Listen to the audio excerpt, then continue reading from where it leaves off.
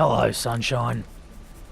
Sorry for dragging you in right now. It's the only time our diaries matched up.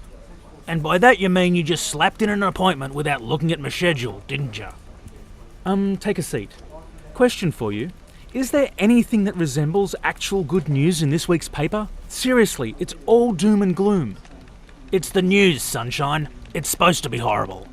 I'm just saying it's getting bloody difficult to sell your personal version of the apocalypse to our valued advertisers. Well, champ, just get some new ones. Who? Who exactly do I have left to sell to? If you look outside your window right there, champ, you'll see about 20 restaurants on Main Street. How about you hit one of them up for an ad? Do you have anything remotely resembling a memory?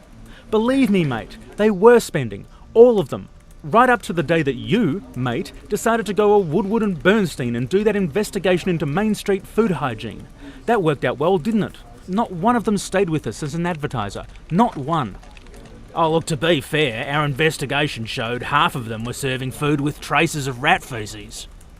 Oh, everything has traces of rat feces. It's like traces of peanut. It's in everything. Sorry, but I'm not compromising editorial integrity over a couple of ads.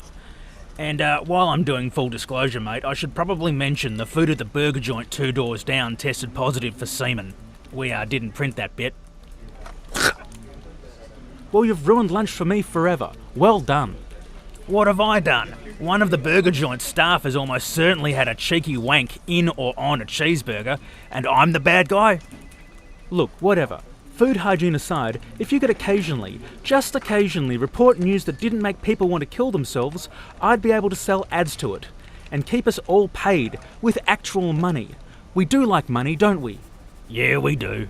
Well then, mate, do we have any shiny, happy, fluffy news you can give me? Look, we're a bit thin on the ground. There's the council elections, but a feeding frenzy over which grimy business leader ends up sucking on the public teat isn't particularly uplifting. It's like all you journos are addicted to horrible news. It's not us, sunshine. It's the readers. They're the ones who love horrible news. Hang on. Survey after survey tells us that readers are sick of negative news. Of course they tell us they don't like negative news. Imagine, champ, Mr. and Mrs. Stringbag of deep suburbia sitting down to dinner when some pasty hipster rings them up for a quick survey about their reading habits. What is Mr. Stringbag gonna say? Well, son, on page 1 I like to see stories about gangland wars, plane crashes and massacres in countries I couldn't point to on a map. And on page 3 I want to see stories about celebrity breakups, complete with paparazzi shots of tasteful side boob. Say that down a phone and you're going to look like a garden variety psychopath. So instead Mr. Stringbag says he wants more happy stories about dogs and footballers and civic pride. Well, you missed a bag. Mr. Stringbag. Mr. Stringbag, he doesn't pay for your newsprint. The advertisers do. And no advertiser wants their ad next to murders and disasters. Well, that's us in a pickle then. Happy news that readers actually want to read is a bit scarce on the ground. Well, I might actually be able to help with that. It's about the circus that's come to town. I'm not sure rampant animal rights abuse is going to make for great colour copy. But given I've got fuck all for this week's paper, go on. Well, it turns out one of their donkeys, Barney, went missing. After a show on Thursday, it just kind of wandered off. They couldn't find it anywhere. And how exactly did you get this juicy piece of info? Well, the circus owner rang up, thinking we were the Gazette. He wanted to place an ad. I tried to sound non-committal and asked for details.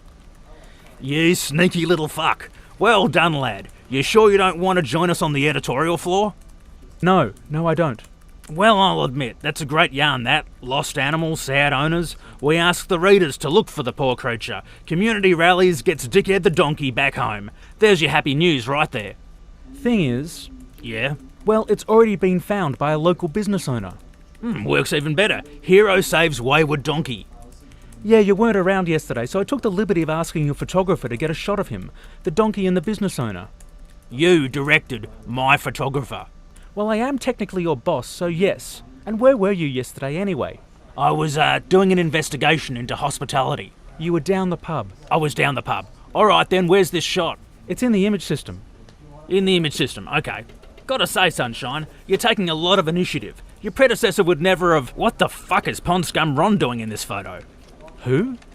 Pond Scum Ron is the prick with the mustache standing next to that very nervous-looking animal.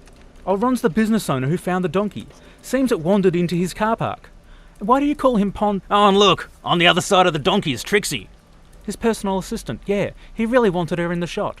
Yeah, personal assistant. Trixie is one of the most talented artists at Pond Scumbron's establishment. A classy little concern next to the freeway called the Punch and Judy. Should I know it? Don't act coy, you know what it is. It's a strip club. I've got to get back to the news floor, but at least we have some happy news you can sell some happy ads to. And we've got a headline too. You're not serious? Of course not.